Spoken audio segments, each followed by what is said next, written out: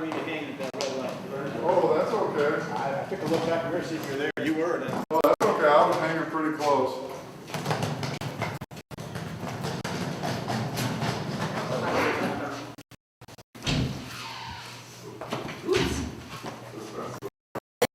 I gotta go the other way. Let's see if there's a table we can. Yes. Well, right. Yeah, I don't know. Come on.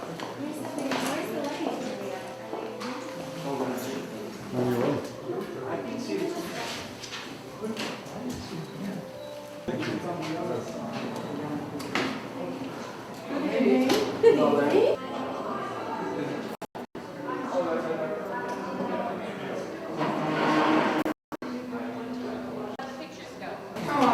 Hard time maneuvering through some of these streets.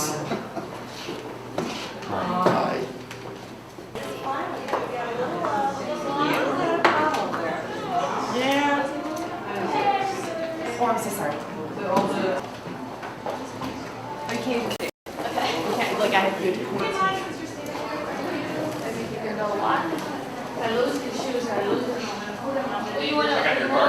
And they had the, you're at the Microsoft store, imagine that. Yeah, I know, it's weird. I walk in my Microsoft hoodie at the Microsoft store. It's very strange. What the fuck that would be?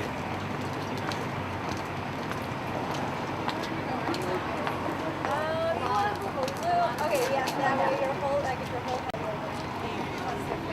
Not yet. Hello. You? Yeah, they are. I can see my dad's. I'm gonna go in.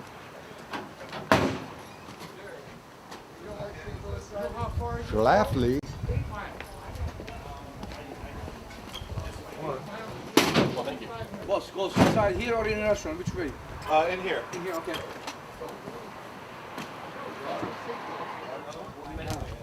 What's wrong with this picture? Sorry. Yeah, grab the tappers, guys. What do I do? That way? No, really. Oh, that way. Just a second here.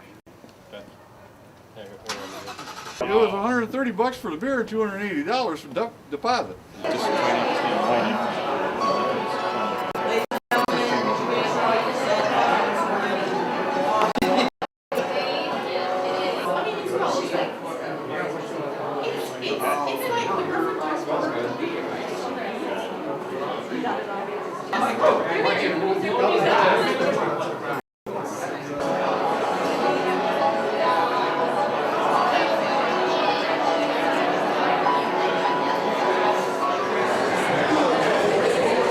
Ladies and gentlemen, if I can have your attention, please. The ceremony will begin in just a few moments. So at this time, if I can ask you to find your way to your seats, it would be greatly appreciated.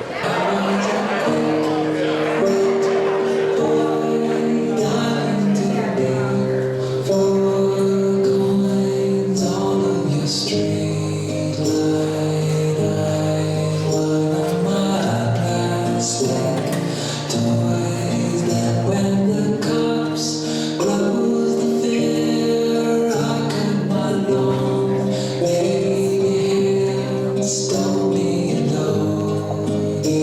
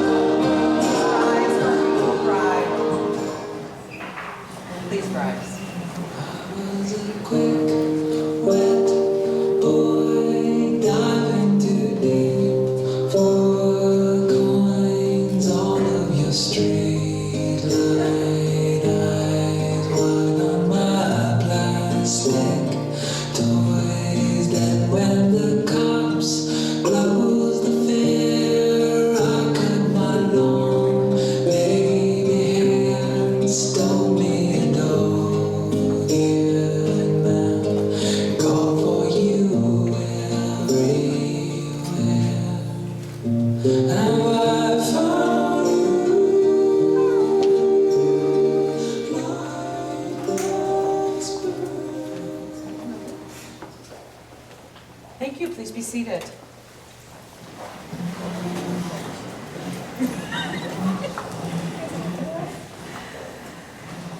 Good evening, shalom, and welcome. It is with great affection for Stephanie and Keith that we have gathered together here to witness and honor their union. The journey they have chosen to travel together has led them to this moment, this leap of faith. Faith in each other, faith in their love, and faith in their lives together. I would like to now read to you a piece by Robert Fulghum, chosen for this occasion by the bride and groom. You have known each other from the first glance of acquaintance to this point of commitment. At some point you decided to marry. From that moment of yes to this moment of yes, indeed you have been making promises and agreements in an informal way. All those conversations that were held riding in a car or over a meal or during long walks, all those sentences that began with, when we're married, and continued with, I will, and you will, and we will. Those late night talks that included someday, and somehow, and maybe, and all those promises that are unspoken matters of the heart. All these common things and more are the real process of a wedding. The symbolic vows that you are about to make are a way of saying to one another, you know all those things we've promised and hoped and dreamed, well, I meant it all, every word. Look at one another and remember this moment in time. Before this moment you have been many things to one another, acquaintance, friend, companion, lover, dancing partner, and even teacher, for you have learned much from one another in these last few years. Now you shall say a few words that take you across a threshold of life, and things will never quite be the same again between you. After these vows, you shall say to the world, this is my husband, this is my wife. We'd like to now take this opportunity to remember a few who are not with us today. They may be gone from our sight, but not from our memories. They specifically would like to remember Keith's Grandpa Gene and Grandma Bee, Stephanie's Aunt Lori Solomon, her great-aunt Helen Myeroff, her great-grandmother Molly Sokolic, her cousin Stacy Edelman, and her nephew Nathaniel Solomon. Let their names join all our other loved ones whom we have lost and cannot be with us here today. We would like to honor them with a moment of silence.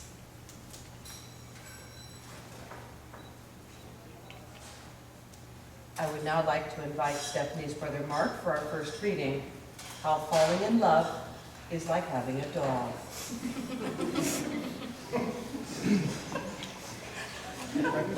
Yes, Good evening, everyone. I'm just so happy to be here to celebrate with Steph. As much as you have a lot of credit to me, no, I didn't memorize it. Just my little anecdote that I wanted to share with everyone.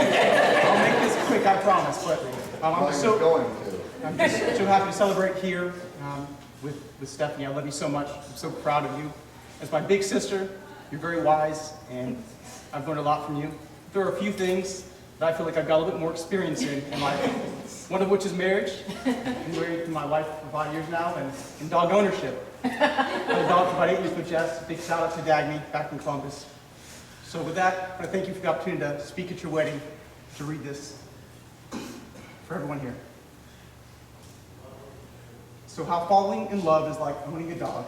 First of all, it's a big responsibility, especially in a city like St. Louis. So think long and hard before deciding on love. On the other hand, love gives you a sense of security when you're walking down the street at night and you have a leash on love. Ain't no one gonna mess with you.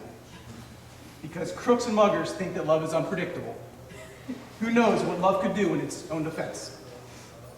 On cold winter nights, love is warm. It lies between you and lives and breathes and makes funny noises. Love wakes you up all hours of the night with its needs, and it needs to be fed so it will grow and stay healthy. Love doesn't like being left alone for long, but come home, and love is always happy to see you. It may break a few things accidentally in its passion for life, but you can never be mad at love for long. Is love good all the time? Charlie? No, no! Love can be bad. Bad love, bad. Very bad love. Love makes messes. Love leaves you little surprises here and there. Like when Charlie first came over to my house. The adults turned their back on Charlie for just a moment, and she left a very special present for me on my couch. So love needs lots of cleaning up after. Sometimes you just want to get love fixed. Sometimes you want to roll a piece of newspaper and swat love on the nose. Not so much to cause pain, just to let love know, don't you ever do that again. Sometimes love just wants to go out for a nice long walk because love loves exercise. And it will run you around the block and leave you panting, breathless, pull you in different directions all at once, or wind itself around and around you until you're all wound up and you cannot move. But love makes you meet people wherever you go. People who have nothing in common but love stop and talk to each other on the street. Throw things away and love will bring them back, again and again and again. But most of all, love needs love. Lots of it. And in return, love loves you and never stops.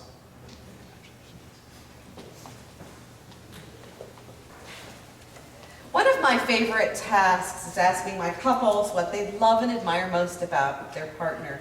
And nothing can better demonstrate that than their own words. Keith said, "She's got an almost childlike naivete, coupled with an incredible intellect. I find this combination really beautiful." Stephanie said, "Keith makes me laugh all the time. I love that Keith respects me and is not threatened by my strong-willed nature. I love that he can be snarky and clever and silly and playful all at once. He's very intelligent and cerebral, but at the same time, he's very down-to-earth. But the thing I love most about Keith is that he is a very good person. He intuitively does nice things for people, even strangers, and is very loyal and supportive of his family." Keith was all too aware of the effect of Stephanie's charms. He recalled, "We were holding each other on a patio at a place called Necto, and I just kind of knew." He went on, "I proposed in our favorite park and fumbled it quite spectacularly." Now, this definition may or may not be completely accurate. After all, she did say yes. Keith went on about his bride-to-be. "The way she fumbles pop culture references always gets me cracking up. And when my grandmother passed, all the family talk got me thinking about my future, and I decided I wanted to start mine with her." Could there be any better affirmation than their very own words? I think not. I would like at this time to welcome Keith's sister, who will honor us with the second reading. Oh, I'm sorry, Keith's Aunt Cindy, who will honor us with the second reading on marriage.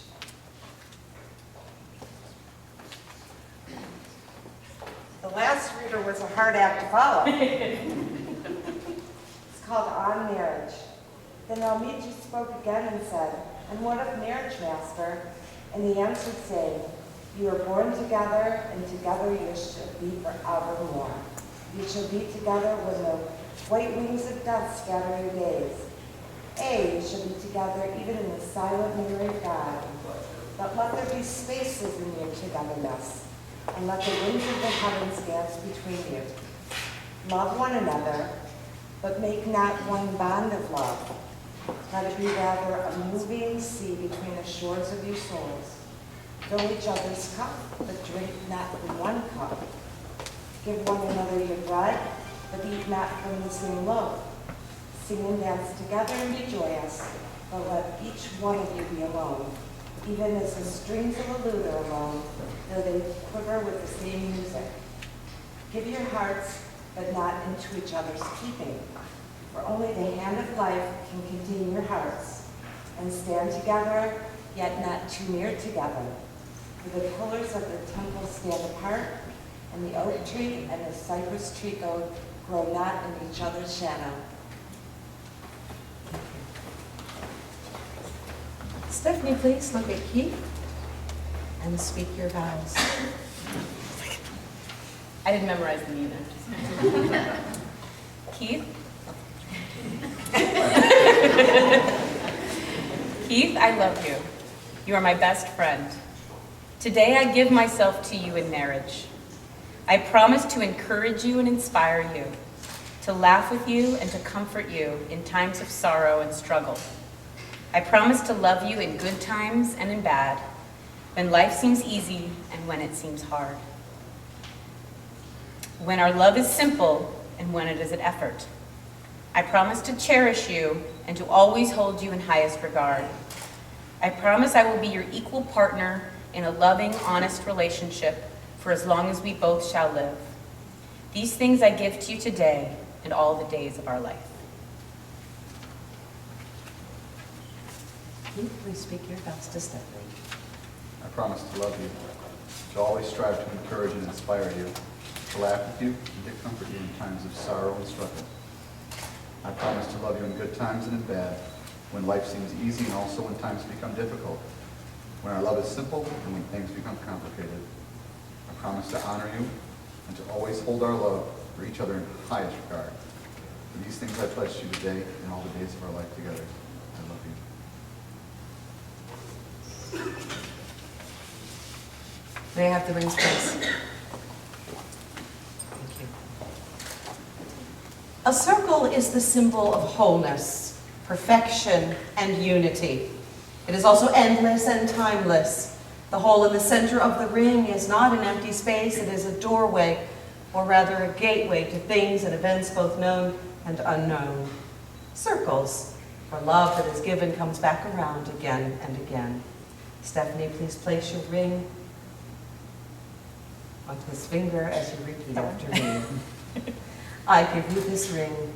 I give you this ring. Wear it with love and joy. Wear it with love and joy. I choose you to be my partner. I choose you to be my partner. To have and to hold. To have and to hold. From this day forward. From this day forward. For better or for worse. For better or for worse. For richer or for poorer. For richer or for poorer. In sickness and in health. In sickness and in health. To love and to cherish. To love and to cherish. As long as we both shall live. As long as we both shall live. Please take your ring, place it on Stephanie's finger. Repeat after me. I give you this ring. I give you this ring. Wear it with love and joy. Wear it with love and joy. I choose you to be my partner. I choose you to be my partner. To have and to hold. To have and to hold. From this day forward. From this day forward. For better or for worse. For better or for worse. For richer or for poorer. For richer or for poorer. In sickness and in health. In sickness and in health. To love and to cherish. To love and to cherish. As long as we both shall live. As long as we both shall live. Stephanie, can you please join hands and take a look at these hands? These are the hands of your best friend, young and strong and full of love for you, that are holding yours on your wedding day, as you promise to love each other today, tomorrow, and forever. These are the hands that will work alongside yours as together you build your future. These are the hands that will passionately love you and cherish you throughout the years, and with the slightest touch will comfort you like no other. These are the hands that will hold you when fear or grief fills your mind. These are the hands that will countless times wipe the tears from your eyes, tears of sorrow and tears of joy. These are the hands that will tenderly hold your children. These are the hands that will help you hold your family as one. These are the hands that will give you strength when you need it. And lastly, these are the hands that even when aged, will still be reaching for yours, still giving you the same unspoken tenderness with just a touch. Stephanie, Keith, you have voiced your beautiful vows, shared your rings. You have done so willingly and joyfully in the presence of loving witnesses. It is with great happiness that I declare you are now and from this day forward shall be married. And I ask that you seal this promise with your first kiss as husband and wife.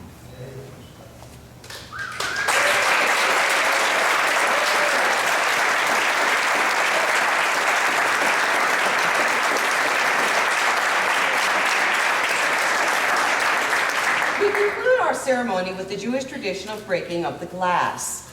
The breaking of the glass, like the commitment you make today, is irrevocable and permanent. It is a reminder not only of the destruction of the temple, but also of the fact that the individual shards of glass represent the innumerable blessings you shall receive as a couple. It is also said that this may be the last time the groom gets to put his foot down. As the groom breaks the glass, I encourage everyone to shout mazel tov, which means good luck.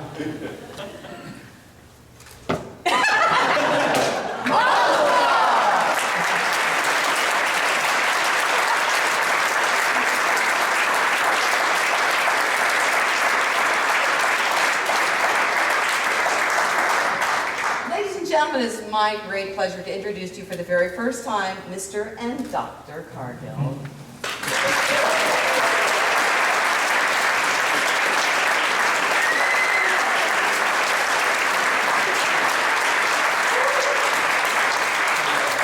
And one more thing, following the ceremony, the couple will spend a few moments alone before joining their family and friends. This Jewish practice, called Yehud, means privacy or seclusion.